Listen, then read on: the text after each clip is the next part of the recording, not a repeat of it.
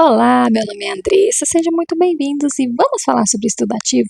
Mas do estudo ativo, a gente precisa conceituar o estudo passivo. O que é o estudo passivo? São aquelas longas horas em videoaulas ou na própria sala de aula que você vê o professor apenas explicando e você só fica ali ouvindo o professor lendo e relendo um volume gigante de conteúdos com aquela falsa sensação de que você está prestando atenção, mas na verdade o seu cérebro ele não está absorvendo aquele conteúdo. Por quê? O nosso cérebro, de acordo com a curva de aquecimento do psicólogo Ebbinghaus, a gente perde cerca de 50% da memória daquilo que a gente estudou em um dia.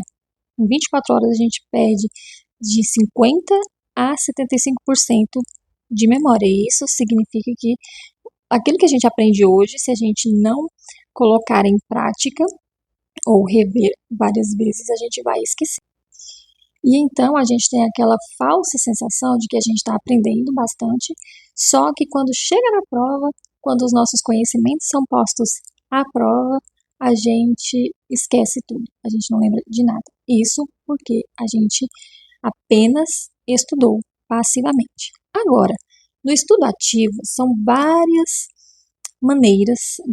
várias técnicas para se estudar ativamente. E o que é o estudo ativo? Estudo ativo é quando você força o seu cérebro a trazer aquela informação, para recuperar aquela informação sem precisar olhar no material. É como se fosse o músculo. Você vai à academia, quanto mais peso você pega e mais repetições você faz, o seu músculo ele cresce e ele fica resistente. É a mesma coisa do cérebro. É um paralelo. É a mesma coisa do cérebro. Ele vai ficar melhor, a memória vai começar a aumentar. É como se fosse um exercício de academia. Existem algumas técnicas para melhorar o seu estudo.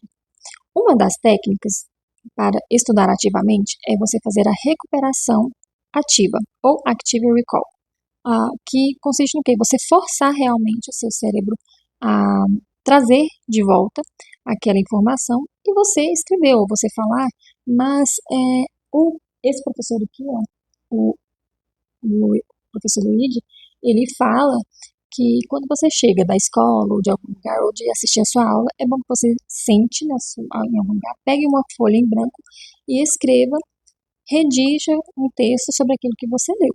É redigir o texto ou uma redação, porque isso vai fazer o quê? Vai melhorar a sua memória daquele conteúdo que você estudou e melhorar também a sua escrita. Outra técnica que é muito legal de se fazer é mapa mental, porque você coloca ali no centro do mapa o conteúdo que você vai falar. Vamos supor, crase. Você coloca ali crase e vai puxando ramos e escrevendo com apenas uma palavra, conceituando ali cada informação. E isso é bom porque além de diminuir aquele volume de palavras, fica mais fácil de visualizar para posteriores revisões. Outra técnica que é muito legal é a técnica de Feynman, que é você escolher o seu conteúdo e explicar como se fosse para uma criança. Você vai explicar usando palavras bem simples, de fácil entendimento, que até uma criança vai entender aquilo que você está explicando. Isso é a técnica de Feynman. E também tem a resolução de questões, porque você termina de ler o seu conteúdo ou de assistir a sua aula e já vai logo para a resolução de questões. Porque quando você chega na prova, você vai fazer o quê? Questões.